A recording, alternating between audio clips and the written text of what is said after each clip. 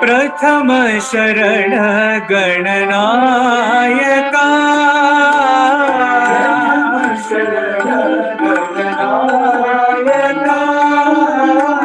प्रथम शरण गणनायका, प्रथम शरण गणनायका, विघ्न विनाशक सिद्धि विनायक, विघ्न विनाशक सिद्धि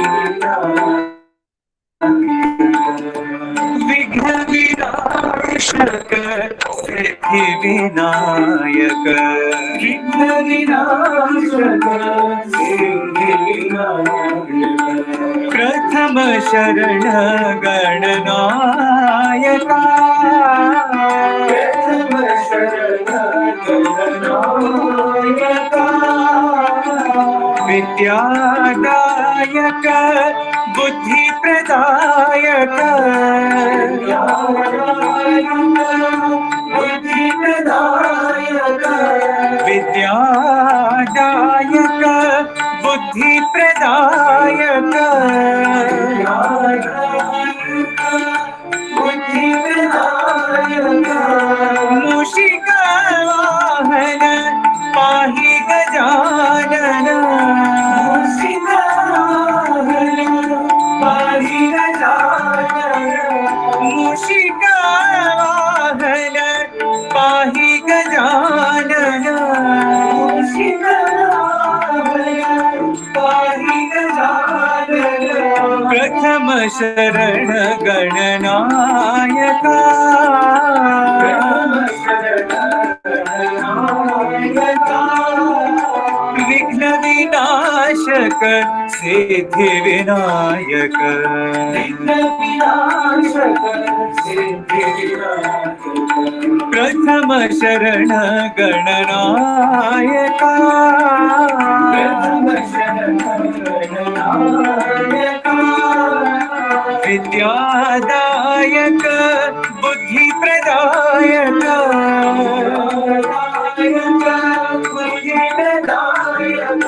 मूषिका वाहन पाहि गजानन,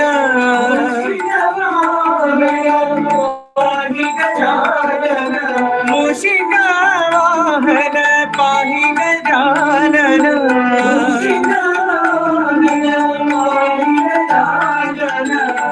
प्रथम शरण गणनायका।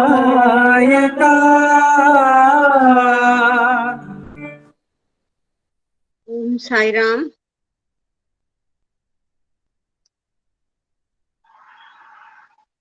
नवरात्रि पर्व शुरू हो चुका है, तो अब अपने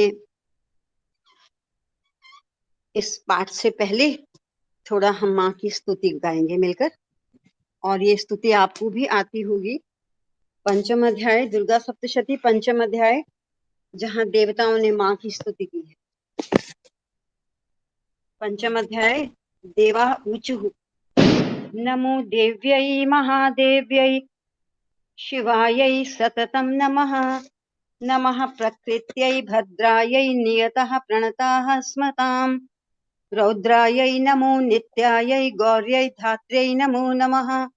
ज्योत्स्नायै चेन्दुरूपिण्यै सुखायै सततं नमः। कल्याण्यै प्रणतां वृद्ध्यै सिद्ध्यै कुर्मो नमो नमः। नैऋत्यै भूभृतां लक्ष्म्यै शर्वाण्यै ते नमो नमः। दुर्गायै दुर्गपारायै सारायै सर्वकारिण्यै ख्यात्यै तथैव कृष्णायै धूम्रायै सततं नमः। अतिसौम्यातिरौद्रायै नतास्तस्यै नमो नमः। नमो जगत्प्रतिष्ठायै देव्यै कृत्यै नमो नमः। या देवी सर्वभूतेषु विष्णुमायेति शब्दिता नमस्तस्यै नमस्तस्यै नमस्तस्यै नमो नमः। या देवी सर्वभूतेषु चेतनेत्यभिधीयते नमस्तस्यै नमस्तस्यै नमस्तस्यै नमो नमः। या देवी सर्वभूतेषु बुद्धिरूपेण संस्थिता नमस्तस्यै नमस्तस्यै नमस्तस्यै नमो नमः। या देवी सर्वभूतेषु निद्रारूपेण संस्थिता नमस्तस्यै नमस्तस्यै नमस्तस्यै नमो नमः। या देवी सर्वभूतेषु क्षुधारूपेण संस्थिता नमस्तस्यै नमस्तस्यै नमस्तस्यै नमो नमः। या देवी सर्वभूतेषु छायारूपेण संस्थिता नमस्तस्यै नमस्तस्यै नमस्तस्यै नमो नमः। या देवी सर्वभूतेषु शक्तिरूपेण संस्थिता नमस्तस्यै नमस्तस्यै नमस्तस्यै नमो नमः। या देवी सर्वभूतेषु तृष्णारूपेण संस्थिता नमस्तस्यै नमस्तस्यै नमस्तस्यै नमो नमः। या देवी सर्वभूतेषु क्षान्तिरूपेण संस्थिता नमस्तस्यै नमस्तस्यै नमस्तस्यै नमो नमः। या देवी सर्वभूतेषु जातिरूपेण संस्थिता नमस्तस्यै नमस्तस्यै नमस्तस्यै नमो नमः। या देवी सर्वभूतेषु लज्जारूपेण संस्थिता नमस्तस्यै नमस्तस्यै नमस्तस्यै नमो नमः। या देवी सर्वभूतेषु शान्तिरूपेण संस्थिता नमस्तस्यै नमस्तस्यै नमस्तस्यै नमो नमः। या देवी सर्वभूतेषु श्रद्धारूपेण संस्थिता नमस्तस्यै नमस्तस्यै नमस्तस्यै नमो नमः। या देवी सर्वभूतेषु कान्तिरूपेण संस्थिता नमस्तस्यै नमस्तस्यै नमस्तस्यै नमो नमः। या देवी सर्वभूतेषु लक्ष्मीरूपेण संस्थिता नमस्तस्यै नमस्तस्यै नमस्तस्यै नमो नमः। या देवी सर्वभूतेषु वृत्तिरूपेण संस्थिता नमस्तस्यै नमस्तस्यै नमस्तस्यै नमो नमः। या देवी सर्वभूतेषु स्मृतिरूपेण संस्थिता नमस्तस्यै नमस्तस्यै नमस्तस्यै नमो नमः। या देवी सर्वभूतेषु दयारूपेण संस्थिता नमस्तस्यै नमस्तस्यै नमस्तस्यै नमो नमः। या देवी सर्वभूतेषु तुष्टिरूपेण संस्थिता नमस्तस्यै नमस्तस्यै नमस्तस्यै नमो नमः। या देवी सर्वभूतेषु मातृरूपेण संस्थिता नमस्तस्यै नमस्तस्यै नमस्तस्यै नमो नमः। या देवी सर्वभूतेषु भ्रान्तिरूपेण संस्थिता नमस्तस्यै नमस्तस्यै नमस्तस्यै नमो नमः। इन्द्रियाणाम् अधिष्ठात्री भूतानां चाखिलेषु या भूतेषु सततं तस्यै व्याप्ति देव्यै नमो नमः। चितिरूपेण या कृत्स्नम् एतत् व्याप्य स्थिता जगत् नमस्तस्यै नमस्तस्यै नमस्तस्यै नमो नमः। स्तुता सुरैः पूर्वम् अभीष्ट संशया तथा सुरेन्द्रेण दिनेषु सेविता करोतु सा न शुभहेतुरीश्वरी शुभानि भद्राण्यभिहन्तु चापदः। या साम्प्रतं चोद्धतैत्यतापितैः स्रश्माभिरीशा च सुरैर्नमस्यते या च स्मिता तत्क्षणं मे वहन्ति नः सर्वापदो भक्तिविनम्रमूर्तिभिः।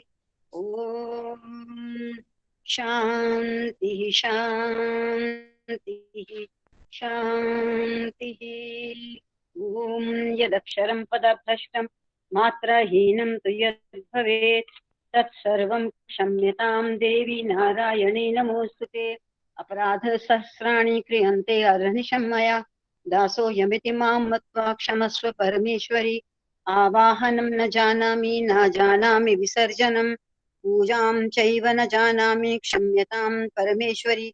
मन्त्रहीनं क्रियाहीनं भक्तिहीनं सुरेश्वरि। यत् पूजितं मया देवी परिपूर्णं तदस्तु मे। अपराधशतं कृत्वा जगदम्बेति चोच्चरेत् यां गतिं समवाप्नोति न तां ब्रह्मादयः सुराः। सापराधोऽस्मि शरणं प्राप्तस्त्वां जगदम्बिके इदानीम् अनुकम्प्योऽहं यथेच्छसि तथा कुरु। अज्ञानात् विस्मृतेर्भ्रान्त्या यन्न्यूनम् अधिकं कृतं तत्सर्वं क्षम्यतां देवि प्रसीद परमेश्वरि। कामेश्वरी जगन्मातः सच्चिदानन्द विग्रहे गृहाणर्चाम् इमां प्रीत्या प्रसीद परमेश्वरि। गुह्याति गुह्य गोप्त्री त्वं गृहाणस्मत्कृतं जपं सिद्धिर्भवतु मे देवी त्वत्प्रसादात् सुरेश्वरी। श्री दुर्गार्पणमस्तु। ओम शांति शांति शांति।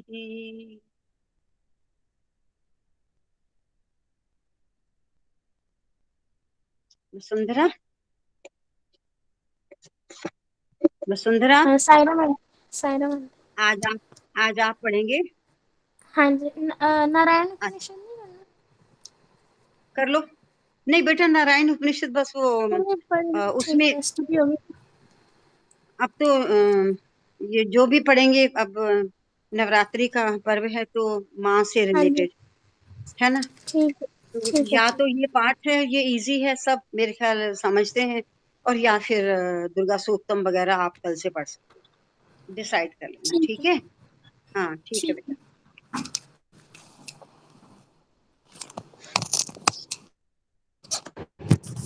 ओम श्री साईराम।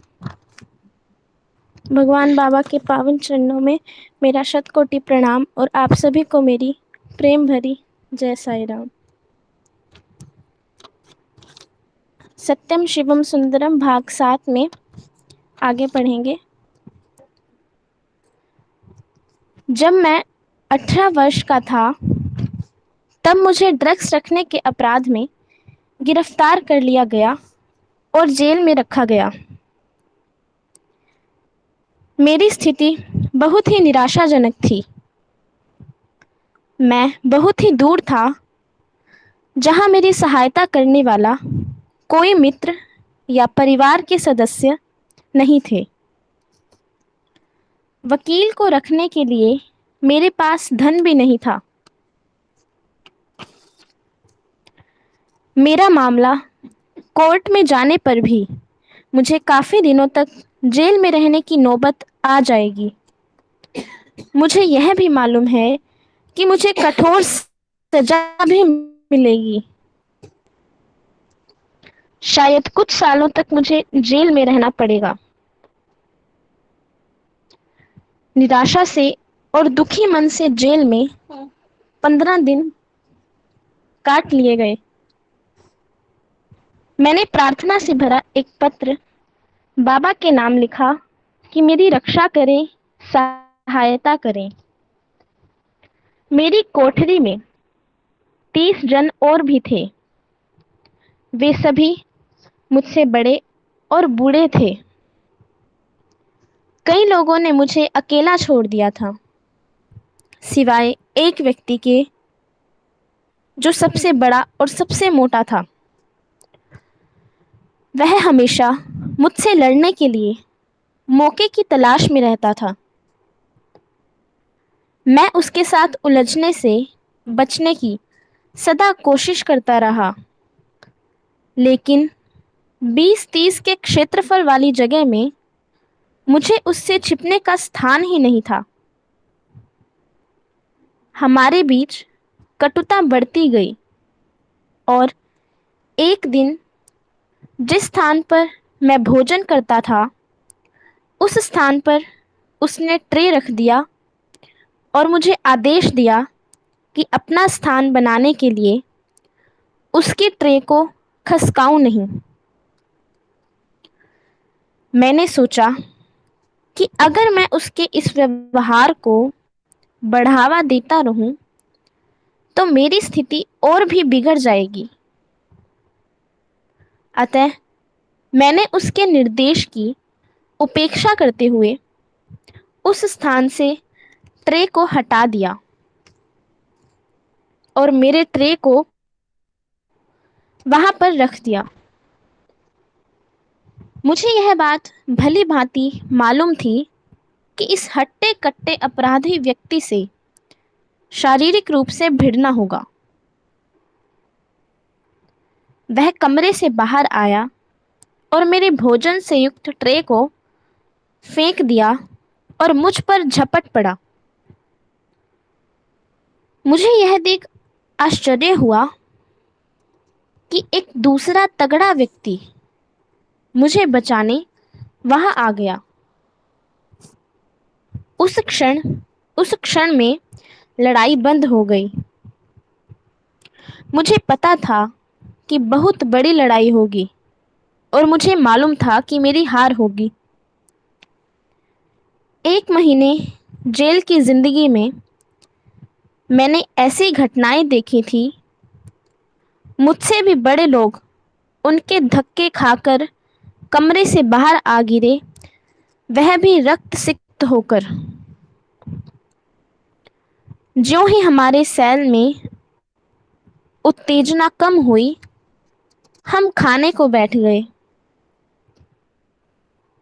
एक अफसर सेल में आया और मुझे नाम लेकर पुकारा, जेरमी हॉफर, और मुझे सेल से बाहर ले आया और एक स्थान से दूसरे स्थान को कई घंटे घुमाता रहा। जब मैंने उस अधिकारी से अंततः पूछा कि हम कहाँ जा रहे हैं, इस पर उसने कहा, क्या तुम्हें पता नहीं कि तुम्हें हवाई जहाज की यात्रा करनी है?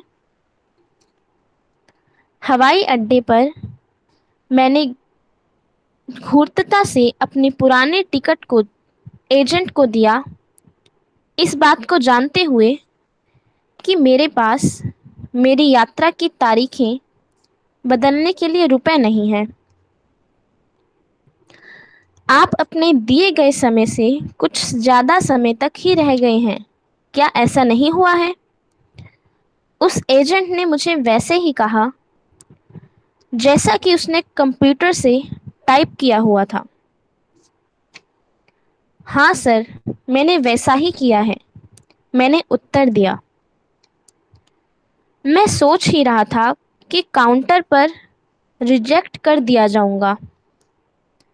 मैंने भेज दिया। यहाँ पर एक है, उसने कहा है और पक्के बोर्डिंग पास मेरी ओर बढ़ा दिया। घर लौटकर आया और मुझे छुड़ाने के लिए माता पिता को धन्यवाद दिया। हालांकि ठीक समय पर उनके द्वारा दी गई सहायता भगवान के समन्वय के द्वारा ही संभव हो सकी थी। मैं अभी भी संकट से उबरा नहीं था। मुझे बाद की तारीख में अदालत में उपस्थित होना था और यह भी हो सकता है कि ज़्यादा अवधि के लिए जेल में रहना भी पड़े।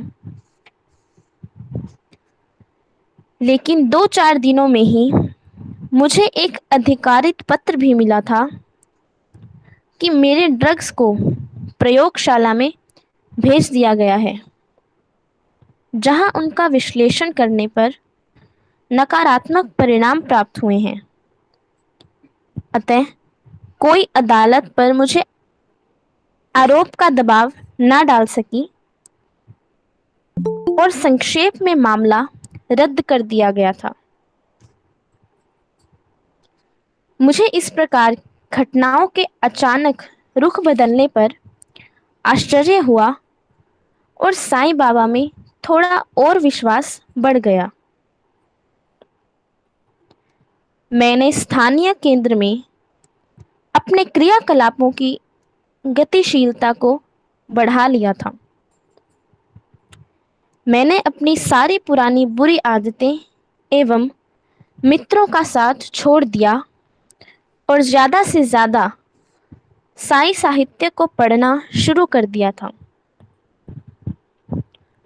लगभग 3 साल बाद मैंने उन पवित्र व्यक्ति को देखने का निश्चय कर लिया और इसके लिए धन को बचाना शुरू कर दिया, जिससे भारत के लिए टिकट खरीदा जा सके। धन को बचाने के लिए वर्ष भर का समय लग गया, लेकिन अंततः 1993 की गर्मियों में मैंने भारत यात्रा के लिए टिकट बुक कर लिया था। मुझे निमंत्रण मिला कि न्यूयॉर्क से जाने वाले एक दल के साथ मैं भी बाबा को देखने जाऊं। मैंने कृतज्ञतापूर्वक उनके निमंत्रण को स्वीकार कर लिया। भारत में प्राप्त पहले अनुभव का असर बहुत अधिक मुझ पर पड़ा। उस समय के बाद से मैं साईं बाबा को भगवान के रूप में जानने लगा और भारत बिना किसी संशय के आ पहुंचा और किसी प्रकार की इच्छा भी मुझ में नहीं थी। मैं उन्हें अपने लिए देखना चाहता था। बाबा बेंगलोर के निकट अपने आश्रम में थे और हमारे ग्रुप को त्रय भवन में 2 इंटरव्यू प्राप्त हुए, जो बड़े भाग्य की बात थी। पहले इंटरव्यू के दौरान मुझे बाबा के द्वारा प्यार से लोगों से बातचीत करने के ढंग को देखकर बहुत अच्छा लगा, बहुत प्रभावित हुआ। लेकिन शर्मीले स्वभाव के कारण मैं पीछे जाकर बैठता था। मैं ऐसा दिखाई पड़ता था मानो स्वामी ने मुझे देखा ही नहीं था। लेकिन दूसरे इंटरव्यू के समय मैं सीधे जाकर आगे बैठ गया। स्वामी प्रेम बिखेरने लगे। ज्यों-ज्यों ग्रुप के साथ बात करते जाते,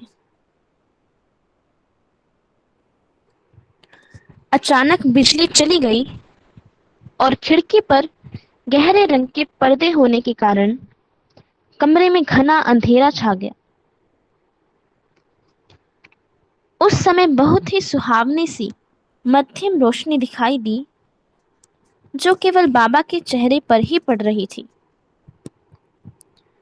उस कमरे में स्थित हम सब लोग आश्चर्य से भर गए,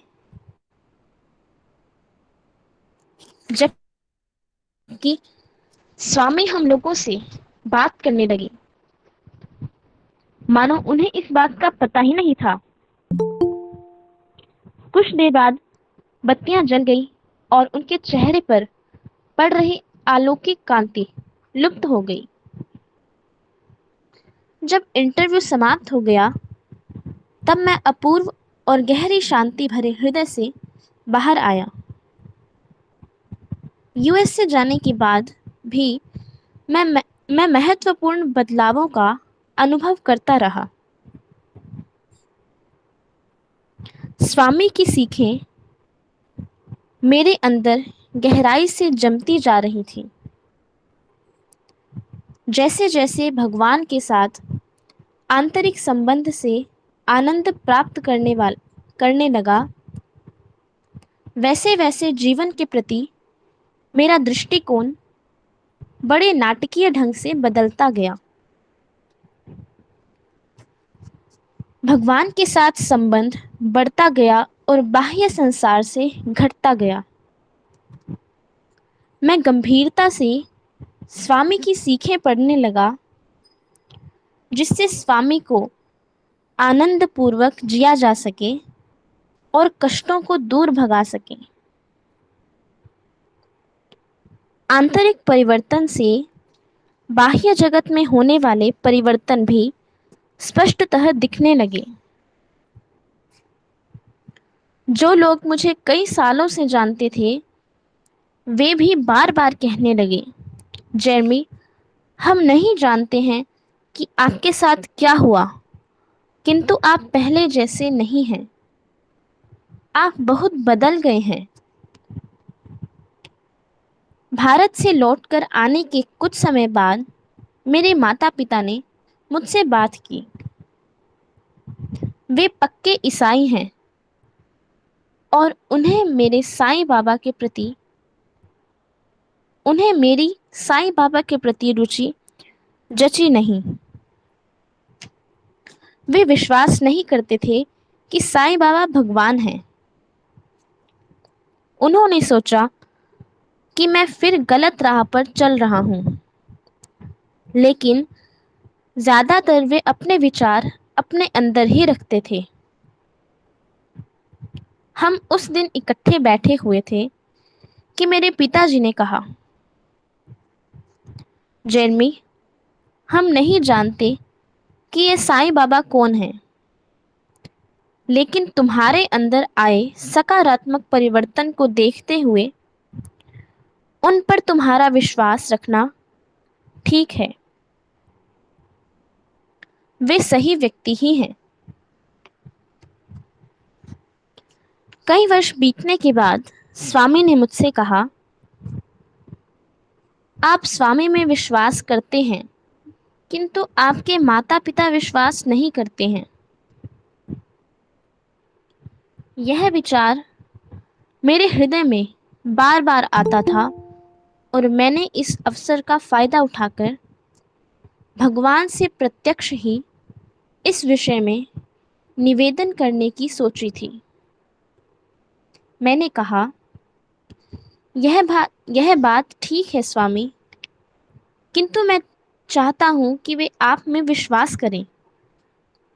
स्वामी ने मधुरता से कहा, यह आवश्यक नहीं है। बाद के इंटरव्यू में स्वामी ने मेरे माता पिता के बारे में बातचीत की और कई विशिष्ट विवरणों के बारे में बताया जिनके बारे में केवल मुझे ही ज्ञात था। वे हमेशा यह बतलाकर खुश होते थे कि वे लोग कितने अच्छे हैं। मेरे साथ मेरे माता पिता के बारे में बातें करते हुए स्वामी मुझ पर इस बात को समझने में सहायता करते थे कि हालांकि मेरे माता पिता ने साईं के नाम और आकार को नहीं अपनाया था, फिर भी वे साईं के भक्त हैं और साईं उन्हें अत्यधिक प्यार करते हैं। जीसस सिजिलविया सजाराज संप्रति अपने देश हंगरी की श्री सत्य साई ऑर्गेनाइजेशन की राष्ट्रीय समन्वय करता है। उनमें व्यक्तिगत रूप से एक बार भी मिले बिना भगवान उनमें जो परिवर्तन ले आए वह वास्तव में अद्भुत है। उनका मामला संसार भर के हजारों युवाओं के परिवर्तन होने का प्रतिनिधित्व करता है। आइए उनकी कहानी उनके ही शब्दों में सुनते हैं। मेरा जन्म सन 1976 में बुडापेस्ट में हुआ था। तब हंगरी में कम्युनिस्ट शासन था।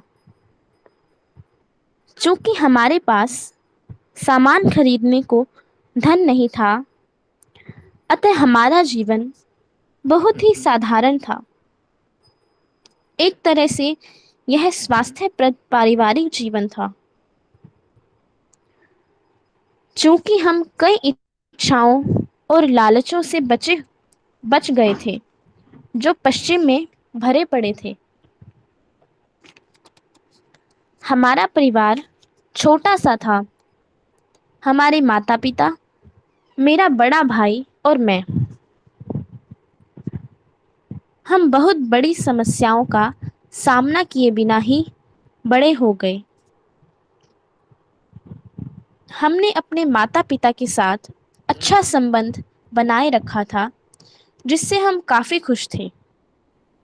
लेकिन जब मैं 14 साल की हुई, जिस समय टीनएजर्स बहुत बदलाव महसूस करते हैं, विशेष तौर पर परिश्रम में, मुझे लगा कि मैं कुछ खो रही थी। अतः मैंने अपने को खुश करने के लिए अपना मार्ग ढूंढ लिया था। उसी समय हंगरी में कम्युनिज्म अपनी समाप्ति पर था और देश में भी जीवन में एक समुद्री बदलाव आ रहा था। मैं भी बदल रही थी। 40 वर्ष के कम्युनिस्ट शासन को देखने के बाद हर कोई कुछ नया चाहता था। चूंकि मैं भी टीनेजर थी, अतः मुझ में भी उत्तेजना और आंदोलन भरा हुआ था। चूंकि मेरा स्वभाव अछंकल था, अतः मेरा जीवन पूर्ण रूपेण असमंजस्य की स्थिति में था, चाहे स्कूल में हो या घर पर। लेकिन एक दयालु अध्यापिका के रूप में एक बचाने वाला अनुग्रह था, जो विद्यार्थियों को अपने बारे में प्रश्न पूछने के लिए उत्साहित किया करती थी। वह अपने समुदाय के बारे में भी पूछने को कहा करती थी। पीछे देखने पर अब मुझे मालूम हुआ कि वह एक आध्यात्मिक प्रकृति की स्त्री थी। उनके प्रोत्साहन ने मेरे अंदर आंतरिक खोज करने की इच्छा जागृत की। जब देश में कम्युनिज्म का अंत हो गया और समाज तीव्र गति से पाश्चात्य ढंग से परिणत होने लगा, वे दिन चले गए जब चुनाव करने में थोड़े से अवसर रहते थे और थोड़ी सी स्वतंत्रता रहती थी। हर कोई, चाहे स्त्री हो या पुरुष, सोचता था कि वही इस धरती पर सबसे खुश व्यक्ति होगा, क्योंकि बहुत सी चीजें खरीद सकता या सकती है। हर कोई नई चीजों के लिए प्रयत्न कर रहा था। मैं भी कोई अपवाद नहीं थी। मैं अपनी सहेलियों के साथ बाहर चली जाती, शराब पीती, ड्रग्स लेने का प्रयत्न करती, क्योंकि मैं मजाक या आनंद की किसी भी चीज को खोना नहीं चाहती थी। ड्रग्स मुझे नित्य प्रति के अकेलेपन से भागने के लिए दवाइयां बन गईं। मैं असंयत होकर बड़े तड़के पर नाचती रहती थी। उनके प्रभाव से मैं आंतरिक अशांति को भूल जाती थी। आनंद के घंटों के बाद बेहतर समय आया, किंतु और उदास भरे हफ्ते भर के दिन रहते थे। ड्रग्स के खाने से मुझे किसी प्रकार की राहत नहीं मिली। यह दोनों संसारों के बीच अथाह खाई बनाते चले गए। लेकिन झूठा विश्वास यह था कि मैंने ड्रग्स छोड़ दिया है। मुझे अंदर से बड़ा खोखलापन महसूस हुआ। अतः मेरा जीवन बिना किसी उद्देश्य के प्रवाहित होने लगा। मैंने 17 वर्ष की आयु से ही काम करना शुरू कर दिया था। मैंने यूनिवर्सिटी को जाने से इनकार कर दिया था।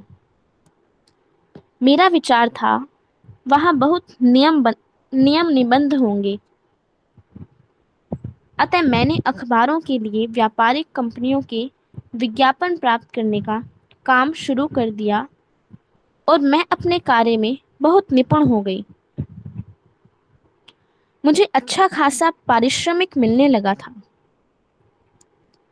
स्वतंत्रता के प्रश्न पर मैं अपने परिवार से अलग रहना चाहती थी, अतः मैंने धन को बचाकर एक फ्लैट खरीद लिया था। मैंने कई देशों का भ्रमण किया, क्योंकि मैं किसी ऐसी चीज की खोज में थी जो मेरे आंतरिक असमर्थता को शांत कर सके। अगले 4 वर्षों में मैं बहुत अधिक बाहर घूमती रही। यह मेरा विश्वास था कि मुझे वहां आनंद की प्राप्ति होगी। जब मैं 21 वर्ष की हुई तब मैंने एक अच्छी तरह से जानी पहचानी जाने वाली पुस्तक को, जिसका नाम दी सेलेस्टाइन प्रोपेसी है, जिसे जेम्स रेडफील्ड ने लिखा है, इसने मेरे मर्म को छू दिया और मेरे अंदर और मुझे अंदर देखना सिखाया था। उसके बाद मैंने कई आध्यात्मिक पुस्तकें पढ़ी और मुझे अपने घर में रहने सा लगा। कुछ ऐसी किताबों के विचार और दर्शन ने मुझे प्रभावित किया। जब मैं 22 वर्ष की थी, तब मैंने मेटाफिजिक्स के स्कूल में प्रवेश लिया। इस स्कूल की एक टीचर साईं के भक्त थे। एक दिन उन्होंने सत्य साईं बाबा पर एक फिल्म दिखाई, विशुद्ध प्रेम। बाबा ने मेरे हृदय को छू लिया और मैं अनियंत्रित होकर रोने लगी। नेपथ्य में भावपूर्ण संगीत बज रहा था और वे धीमे से चल रहे थे। मुझे लगा कि मेरा पूरा अस्तित्व ही धुल गया है। मैंने अपने अध्यापक से पूछा, ये व्यक्ति कौन है? मैं उन्हें देखना चाहती हूँ। उन्होंने कहा, हम अति शीघ्र ही भारत जा रहे हैं, आप हमारे साथ शरीक हो सकती हैं। अतः दिसंबर 1999 में मैं पुट्टापर्थी में थी और मेरा पहला दर्शन लगभग 50 मीटर की दूरी पर हुआ था। ज्यों ही मैंने उनकी झलक देखी, मैं रोने लगी। मुझे दृढ़तापूर्वक अनुभव हुआ, मैं घर आ गई हूँ। मुझे उनकी उपस्थिति आह्लादकारी लगी। मुझे लगा कि मुझे जिस चीज़ की खोज थी वह प्राप्त हो गई है, जिसके लिए मैंने एक देश से दूसरे देश का भ्रमण किया, वह चीज़ मिल गई है। मैंने उनके उपदेशों को पढ़ना शुरू कर दिया और मुझे उनमें प्रेम महसूस हुआ। मुझे फौरन लगा कि मुझे अपने जीवन में बहुत सी ऐसी बातों को बदल डालना है। मेरे जीवन ने पूरी तरह से मोड़ ले लिया। मेरे पहले ट्रिप में मैं 5 दिनों तक स्वामी के चरण कमलों में रही और बहुत अधिक समय मैंने आत्मविश्लेषण में लगाया। मुझे उनकी भौतिक उपस्थिति को छोड़ना पड़ा तो मुझे बहुत कष्ट लगा, लेकिन साथ ही आनंद भी था। वहाँ मेरे ठहरने के दिन और क्षण आनंद से भरे हुए थे। दुख इसलिए था कि मैं फिर से लौटकर उस पुराने वातावरण में नहीं जाना चाहती थी, लेकिन मैं अत्यंत प्रभावित भी थी कि मुझे मेरे जीवन का उद्देश्य भी मिल गया था। मुझे हमेशा ऐसा महसूस हुआ कि मेरे जीवन का कोई उद्देश्य है और एक बहुत बड़ा काम मेरी प्रतीक्षा कर रहा है, लेकिन मैं कभी नहीं समझ सकी कि वह क्या है। लेकिन जब मैंने साईं बाबा को देखा, तब मेरी समझ में आ गया कि मुझे उनके अनुसार जीवन बिताना है और लोगों के साथ काम करना है। जब मैं छोटी सी बच्ची थी, तब किसी ने मुझसे पूछा, तुम जब बड़ी होगी तब क्या करना चाहती हो? मैंने बार बार दोहराया कि मैं लोगों के साथ काम करना चाहती हूँ। मुझे वास्तव में इसका मतलब मालूम नहीं था, लेकिन पुट्टापर्थी को पहली बार जब गई थी, सब कुछ स्पष्ट हो गया। दरअसल मैंने उन्हें नहीं पाया था, पर उन्होंने मुझे पाया था और मेरे जीवन को एक अर्थ प्रदान किया था। मेरा स्वामी के साथ कोई भौतिक शरीर से बातचीत या इंटरव्यू नहीं हुआ था, लेकिन मेरे अंदर कई बातें और भाव पैदा हुए। मुझे लगा कि वे मेरे अंदर हैं, मेरे चारों ओर हैं, और जहाँ कहीं मैं हूँ, स्वामी वहाँ पर हैं। मुझे पता है कि वे हर स्थिति में मेरी सहायता कर रहे हैं। जब सन 2000 में हम घर बनाना चाहते थे, वे मेरे सपने में दिखाई दिए और कहा, मुझे बहुत खुशी है कि तुम घर बना रही हो, अच्छी तरह से बनाओ। हंगेरियन में बिल्ड शब्द के दो अर्थ हैं। इसका मतलब कुछ बनाना है या अपना उत्थान करना है। जब मैं स्वप्न से जागी तो मैं आनंद से भरी हुई थी। जब मैं मेरे जीवन के बारे में एक बार पीछे मुड़कर देखती हूँ तो भगवान के पहले दर्शन के बाद आश्चर्यजनक परिवर्तन मेरे व्यक्तित्व में दिखाई देता है। सबसे पहली बात, मैंने सभी बुरी आदतों को छोड़ दिया है।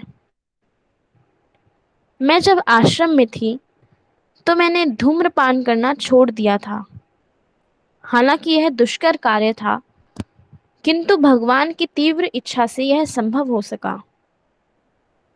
मैंने ड्रग्स और शराब छोड़ दी थी। बाबा सलाह देते हैं कि बुरी संगति से दूर भाग जाओ, और मैंने केवल वही किया था।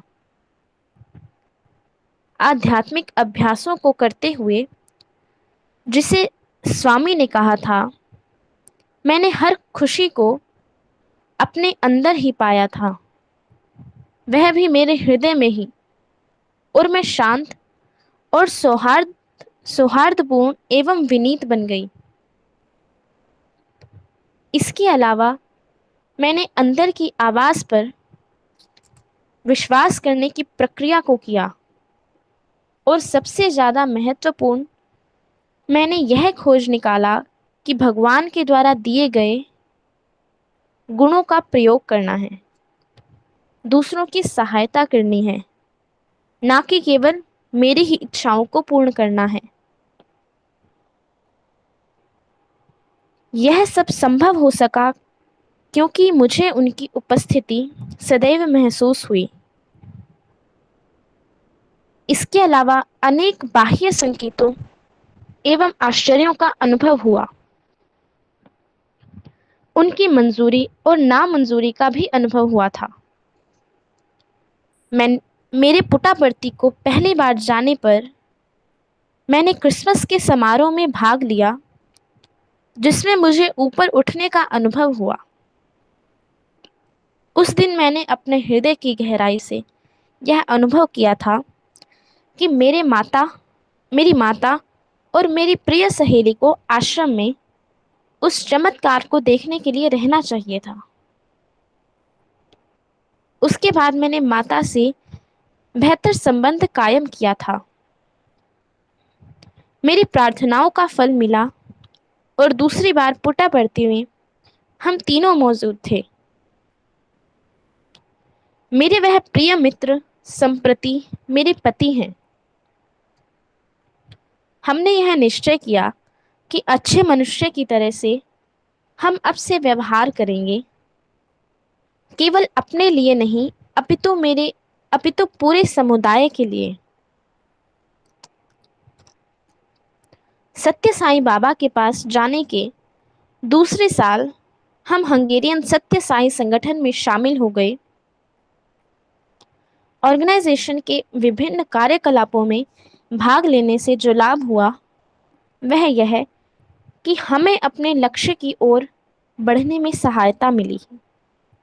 गरीबों की सहायता करना और ज़रूरतमंद लोगों को प्यार बांटना वास्तव में आत्मतृप्ति का कार्य है।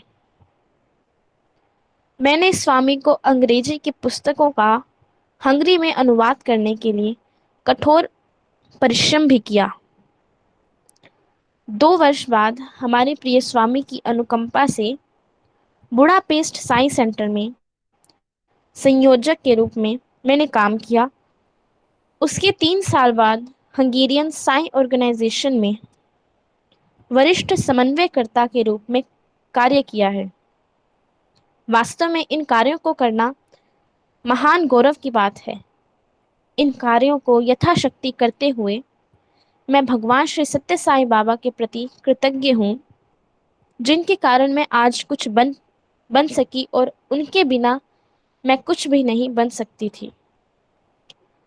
भगवान के सर्वोत्कृष्ट चमत्कार के कारण ही आज हजारों लोगों में कुछ लोग कुछ बन सके हैं। सायरा। साई राम।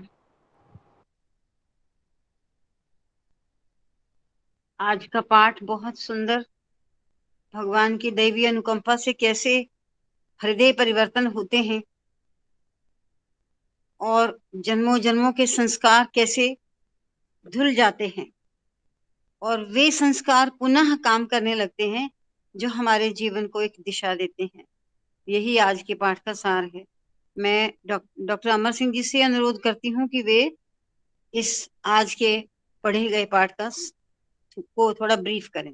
साई राम। साई राम डॉक्टर साहब, आपका मोबाइल ठीक हो गया? देखो, आपको आवाज आ रही है क्या? आ रही है मेरी आवाज जी, आ रही है? हाँ जी, आ रही है, आ रही है अच्छा, डॉक्टर मैं साहब, तो आ रही है आवाज। अब कहाँ से शुरू किया था मुझे ध्यान नहीं, मैं तो अभी आगे खोला था, 20 मिनट हुई। नहीं नहीं, काफी 1-2 इंसिडेंट हुए, उनको छोड़िए, जहां से आप आए वहीं से कीजिए। आप वो एक इंसिडेंट मैं कर दूंगी, आप कीजिए। एक आप कर दो पहले शुरू, फिर मैं देखता हूँ चल रहा हूँ। अच्छा, हाँ,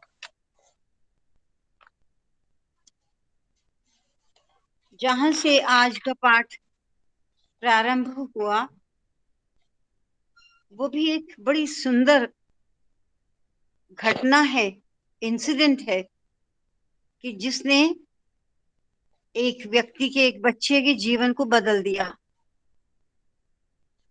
और वो एडमिट करता है कि मैं कैसा था, कि जब मैंने साईं बाबा के बारे में सुना था तो मेरी उम्र 20 साल से कम थी और मैं अमेरिकन युवक की तरह रहा करता था। मेरे माता पिता बहुत अच्छे थे, मैं बुरी संगत में पड़ गया। वो एडमिट करता है, मैं इसलिए इन शब्दों को पढ़ रही हूँ। और शराब पीने लगा और ड्रग्स का आदी बन गया। ये तो बाहर पाश्चात्य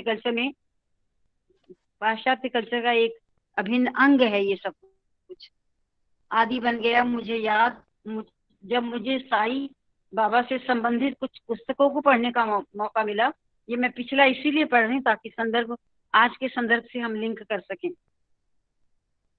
पढ़ने का मौका मिला तो मेरा आकर्षण उनके प्रति बुद्धि या ज्ञान संबंधित उत्सुकता से बढ़कर आध्यात्मिक जिज्ञासा उत्पन्न हो गई थी। अब देखिए, ये जो जीवात्मा की यात्रा है ना, ये कोई स्वाभाविक यात्रा नहीं है। जहाँ जहाँ आते हैं जन्मों जन्मों के संस्कार, जन्मों जन्मों के संस्कार आते हैं यहाँ काम, तभी वो जिज्ञासा जागी, उसको बाबा से मिलने की जिज्ञासा हुई। जबकि उसका रास्ता क्या था उसने स्पष्ट कर दिया, मैं ड्रग्स भी लेना, ड्रिंक भी करना, इत्यादि इत्यादि। तो लेकिन भगवान के सानिध्य को पाकर मुझ में उत्सुकता जागी, आध्यात्मिक जिज्ञासा उत्पन्न हुई। ये वो जिज्ञासाएं हैं जो भगवान ही जिसको प्रकट कर सकते हैं, और उन्हीं जीवात्माओं की जिज्ञासाओं को भी प्रकट करते हैं जो इसकी अधिकारिणी है। तो मुझे उनके चमत्कार की कहानियों को पढ़कर बहुत अच्छा लगा, लेकिन उनके उपदेशों को मैंने अपने जीवन में प्रयोग नहीं किया। पढ़ा तो मैंने, लेकिन उनके उपदेशों को मैंने अपने जीवन में प्रयोग नहीं किया और लक्ष्यहीन होकर जीवन यापन करने लगा। मेरे माता पिता की दृष्टि में मेरे अस्थिर जीवन में साईं बाबा एक और प्रश्न करने वाले योग्य व्यक्ति थे मेरे माता पिता का, क्योंकि एक प्रश्न तो मेरे माता पिता करते थे और मेरे माता पिता के अनुसार ही एक और योग्य व्यक्ति थे और वो साईं बाबा थे। जब मैं 18 वर्ष का था तब मुझे ड्रग्स रखने के अपराध में गिरफ्तार कर लिया गया। यहाँ से देखिए उसकी यात्रा कैसे शुरू होती है, कैसे भगवान ने आकर उसकी सहायता की, कैसे चमत्कार की हुआ। तो जेल में रखा गया। मेरी स्थिति बहुत ही निराशाजनक थी। मैं बहुत ही दूर था, जहां मेरी सहायता करने वाला कोई मित्र या परिवार के सदस्य नहीं थे। वकील को रखने के लिए मेरे पास धन नहीं था। मेरा मामला कोर्ट में जाने पर मुझे काफी दिनों तक जेल में रहने की नौबत आ जाएगी। मुझे ये भी मालूम है कि मुझे कठोर सजा भी मिलेगी। शायद कुछ सालों तक मुझे जेल में रहना पड़ेगा। निराशा से और दुखी मन से जेल में 15 दिन काट लिए थे और मैंने प्रार्थना से भरा एक पत्र बाबा के नाम बाबा जीवन में आ चुके थे और परिवर्तन की ओर अभी ये जीवात्मा बढ़ी नहीं थी, लेकिन भगवान के सानिध्य में ये जीवात्मा आ चुकी थी। तो मैंने पत्र लिखा और क्या लिखा, मेरी रक्षा करें, सहायता करें, ये उसने पत्र लिखा। और मेरी कोठरी में वो बताते हैं कि 30 जन और भी थे। वे सभी मुझसे बड़े एवं बूढ़े थे। कई लोगों ने मुझे अकेला छोड़ दिया सिवाय एक व्यक्ति के, जो सबसे बड़ा और सबसे मोटा था। वो हमेशा मुझसे लड़ने के लिए मौके की तलाश में रहता था। ये बच्चा थोड़ा समझदार तो था, अपने आप को उससे बचाता रहा। तो मैं उसके साथ उलझने से बचने की सदा कोशिश करता रहा, लेकिन 20-30 के क्षेत्रफल वाली जगह में मुझे उससे छिपने का स्थान ही नहीं था। कहाँ, छोटी सी जगह में उससे बचने का कहाँ स्थान, उन्हीं के बीच में ही रहना है। और हमारे बीच कटुता बढ़ती गई, दृष्टि से भी कटुता बढ़ती है। और एक दिन जिस स्थान पर मैं भोजन करता था उस स्थान पर उसने ट्रे रख दिया और मुझे आदेश दिया कि अपना स्थान बनाने के लिए उसकी ट्रे को खिसकाऊं नहीं। मैंने सोचा कि अगर मैं उसके इस व्यवहार को, उसने ठीक सोचा, ये उसका मॉरल करेज था उसमें, कि अगर मैं उसके इस व्यवहार को बढ़ावा देता रहूं तो मेरी स्थिति और भी बिगड़ जाएगी। अतः मैंने उसके निर्देश को उपेक्षा करते हुए इस स्थान से ट्रे को हटा लिया। नहीं सोचा क्या होगा कॉन्सिक्वेंसेस। वो बहुत मोटा ताजा था, तगड़ा था और ये तो एक बच्चा ही था, लेकिन फिर भी मैंने सोचा नहीं और मेरे ट्रे को वहां पर रख दिया। मुझे ये बात भली भांति मालूम थी कि इस हट्टे कट्टे अपराधी व्यक्ति से शारीरिक रूप से भिड़ना पड़ेगा। वह कमरे से बाहर आया और मेरे भोजन से युक्त ट्रे को फेंक दिया और मुझ पर झपट पड़ा। मुझे ये देख आश्चर्य हुआ कि एक दूसरा तगड़ा व्यक्ति मुझे बचाने वहां आ गया और उस क्षण में लड़ाई बंद हो गई। वो ना जाने कौन था, एक ऐसा तगड़ा व्यक्ति और भी आ गया और लड़ाई बंद हो गई। मुझे पता था कि बहुत बड़ी लड़ाई होगी और मुझे था कि मेरी हार होगी। अच्छा ही तो था। 1 महीने जेल की जिंदगी में मैंने ऐसी घटनाएं देखी थी कि मुझसे भी बड़े लोग उनके धक्का कमरे से बाहर आ गिरे और वो भी रक्त सिक्त होकर। इस तरीके का उस व्यक्ति का व्यवहार था, मारना, गिराना और खून इत्यादि बहता था। जो ही हमारे सेल में उत्तेजना कम हुई, हम खाने को बैठे। एक अफसर सेल में आया और मुझे नाम लेकर पुकारा, जेरमी हॉफर, और मुझे सेल से बाहर ले आया और एक स्थान से दूसरे स्थान को कई घंटे घुमाता रहा। और जब मैंने उस अधिकारी से अंततः पूछा कि कहाँ जा रहे हैं, तो इस पर उसने कहा, क्या तुम्हें पता नहीं कि तुम्हें हवाई जहाज की यात्रा करनी। उसके लिए आश्चर्यजनक था, उसके लिए तो यही था कि मुझे इसी जेल में ही रहना है। हवाई अड्डे पर मैंने धूर्तता से अपनी पुरानी टिकट को एजेंट को दे दिया, इस बात को जानते हुए कि मेरे पास मेरी यात्रा की तारीखें बदलने के लिए रुपए नहीं। पुरानी टिकट तो थी नहीं और पैसे भी नहीं थे। तो तारीख इत्यादि बदलने के लिए अगर और कोई फ्लाइट होती है तो पैसे नहीं थे। आप अपने दिए गए समय से कुछ ज्यादा समय तक ही रह गए हैं, क्या ऐसा नहीं हुआ है? उस एजेंट ने मुझसे वैसे ही कहा कि जितना समय आपको रहना था उससे ज्यादा समय आप रह गए। और उस एजेंट ने मुझसे वैसा ही कहा जैसा कि उसने कंप्यूटर से टाइप किया हुआ था। हाँ सर, मैंने वैसा ही किया है, मैंने उत्तर दिया। मैं सोच ही रहा था कि काउंटर पर रिजेक्ट कर दिया जाऊंगा। मैंने भेज दिया, यहाँ पर एक है, उसने कहा, और पक्के बोर्डिंग पास मेरी ओर बढ़ा दिया। घर लौट कर आया और मुझे छुड़ाने के लिए माता पिता को धन्यवाद दिया। हालांकि ठीक समय पर उनके द्वारा की गई सहायता भगवान के समन्वय के द्वारा ही संभव हो। ये जो सहायता मिली मुझे, ये वो कहते हैं कि भगवान के जो इंटरफेरेंस थी, भगवान के समन्वय से ही संभव हो पाई। और मैं अभी भी संकट से उभरा नहीं था। मुझे बाद की तारीख में अदालत में उपस्थित होना था और ये भी हो सकता था कि ज्यादा अवधि के लिए जेल में रहना भी पड़े, क्योंकि अभी डिसीजन होना था। लेकिन 2-4 दिन में ही मुझे एक आधिकारिक पत्र भी मिला था कि मेरे ड्रग्स को प्रयोग, देखिए भगवान की लीला, भगवान का चमत्कार हो रहा है इस बच्चे के साथ। इस दिव्य आत्मा को भगवान ने खींचा था। जो इसको पत्र मिला वो ये था कि जो इससे ड्रग्स पकड़ी गई थी वो प्रयोगशाला में, फोरेंसिक लैब में भेजी होंगी। तो क्या कहा कि वहां उनका विश्लेषण करने पर नकारात्मक परिणाम प्राप्त हुए। कौन था ये करने वाला? कि वो ड्रग्स ही नहीं है, कुछ यूं ही था बस। तो अतः कोई अदालत मुझ पर आरोप का दबाव न डाल सकी और संक्षेप में मामला रद्द कर दिया। ये भगवान की अनंत लीला थी इस बच्चे के साथ जो घटित हुई, जिसने इसके जीवन में परिवर्तन की नींव को रखा। भगवान तो इस धराधाम पर जीवन मूल्यों की स्थापना करने ही आए हैं, और जीवन मूल्यों की स्थापना के बिना कोई भी उसका भक्त नहीं बन सकता। ये तो पहली बात है, तभी वो स्वीकारते हैं उसको। तो मुझे इस प्रकार की घटनाओं के अचानक रुख बदलने पर आश्चर्य हुआ। हमें भी हो रहा है, उसको तो होना ही था जो भुक्तभोगी था। और साईं बाबा में थोड़ा और विश्वास बढ़ गया। मैंने स्थानीय केंद्र में अपने क्रियाकलापों की गतिशीलता को अपने किसी सीमा में आगे, तो मैं फिर स्थानीय केंद्र सत्यसाई केंद्र में जाने लगा। मैंने अपनी गतिविधियों को बढ़ा दिया। मैं अपनी सारी पुरानी बुरी आदतों एवं मित्रों का साथ भी छोड़ दिया और ज्यादा से ज्यादा साई साहित्य को पढ़ना शुरू कर दिया। लगभग 3 साल बाद मैंने उन पवित्र व्यक्तियों को देखने का निश्चय कर लिया और इसके लिए धन को बचाना शुरू। उस पवित्र व्यक्ति को, भगवान को, साईं को, कि जिससे भारत के लिए टिकट खरीदा जा सके। गलत आदतें छोड़ दी, गलत रास्ते छोड़ दिए, और जो भी ये कार्य करते होंगे बच्चे, पैसा बचाना शुरू किया।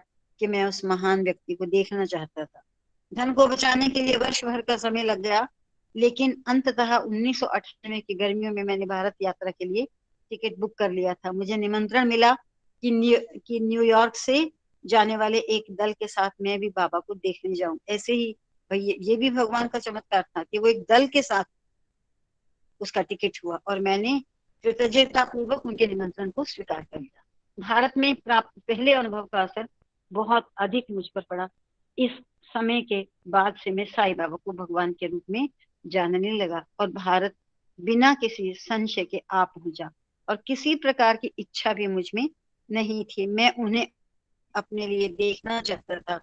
बाबा बेंगलोर के निकट अपने आश्रम में थे और हमारे ग्रुप समूह को त्रयी भवन में 2 इंटरव्यू प्राप्त हुए, जो बड़े भाग्य की बात थी।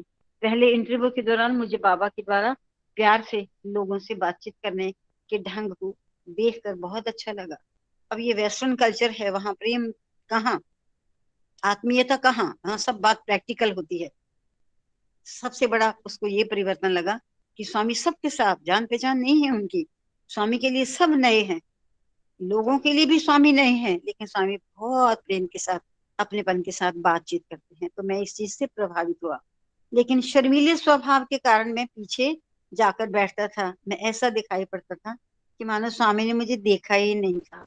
लेकिन दूसरे इंटरव्यू के समय में सीधे जाकर आगे बैठ गया। स्वामी प्रेम बिखेरने लगे। जो जो ग्रुप के साथ बात करते जाते अचानक बिजली चली गई, और तब उसने जो देखा कि कोई एक बारीक सी सुंदर रोशनी, वैसे अंधेरा था कमरे में, लेकिन भगवान के श्रीमुख पर ही वो पड़ रही थी। स्वामी के उसे बहुत सुंदर दर्शन उस लाइट में, उस थोड़ी सी लाइट में उन्हें भगवान के बहुत सुंदर दर्शन हो रहे थे। और उस समय बहुत ही सुहावनी सी मध्यम रोशनी दिखाई दी जो केवल बाबा के चेहरे पर ही पड़ रही थी। और उस कमरे में स्थित हम सब लोग आश्चर्य से भर गए, जबकि स्वामी हम लोगों से बातचीत करने मानो हम लोगों से बातचीत करने मानो उन्हें इस बात का पता ही नहीं था। कुछ देर बाद बत्तियां जल गई और उनके चेहरे पर पड़ रही अलौकिक कांति लुप्त हो गई। और जब इंटरव्यू समाप्त हो गया तब मैं अपूर्व और गहरी शांति भरे हृदय से बाहर आया। इस तरह से मेरे में परिवर्तन आया और मैं गलत रास्ते पर ही चल रहा था। परिवर्तन के स्वामी की असीम कृपा है। वो तो हृदय को परिवर्तित करने वाले हैं। कितने भी अवगुण हों, लेकिन वो तो अवगुणों को भी स्वयं ले लेते हैं और सद्गुणों से भरपूर कर देते हैं। यही है स्वामी का रास्ता, हृदय परिवर्तन का रास्ता। और यूएसए आने के बाद भी मैं महत्वपूर्ण बदलावों का अनुभव करता रहा। स्वामी की सीखें मेरे अंदर गहराई से जमती जा रही थी। जैसे जैसे भगवान के साथ आंतरिक संबंध से आनंद प्राप्त करने लगा, वैसे वैसे जीवन के प्रति मेरा दृष्टिकोण बड़े नाटकीय ढंग से बदलता, मेरा वे ऑफ लाइफ भी बदल गया और भगवान के साथ संबंध बढ़ता गया और बाह्य संसार से मेरा घटता गया। मैं गंभीरता से स्वामी की सीखें पढ़ने लगा, जिससे जीवन को आनंद पूर्वक जिया जा सके और कष्टों को दूर भगा सके। आंतरिक परिवर्तन से बाह्य जगत में होने वाले परिवर्तन भी स्पष्टतः दिखाई देने लगे। बाहर जब अपना व्यक्तित्व में परिवर्तन आता है तो बाह्य रूप से भी आता है। तो जो लोग मुझे कई सालों से जानते थे वो भी बार बार कहने लगे, जर्मी हम नहीं जानते कि आपके साथ क्या हुआ है, लेकिन आप पहले जैसे नहीं हैं, आप बहुत बदल गए हैं। भारत से लौटकर आने के बहुत समय बाद मेरे माता पिता ने मुझसे बात की। वे पक्के ईसाई हैं और उन्हें मेरी साईं बाबा के प्रति रुचि उन्हें जची नहीं।